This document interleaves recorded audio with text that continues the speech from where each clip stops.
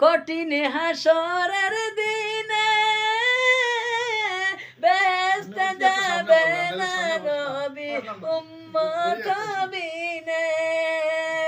কঠিন হাসরের দিনে বেহেশতে যাবে না নবী উম্মত বিনে মাফ করিয়ে দিবেন আল্লাহ মাফ করিয়ে দিবেন আল্লাহ শুয়ে রুয়া যায় চলো নবীজির জান্নাতে মদিনাতে যাই চলো নবীজির রওজাতে জিয়ারতে যাই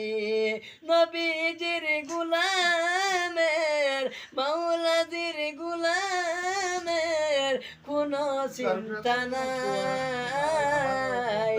চলো নবীজির জান্নাতে মদিনাতে যাই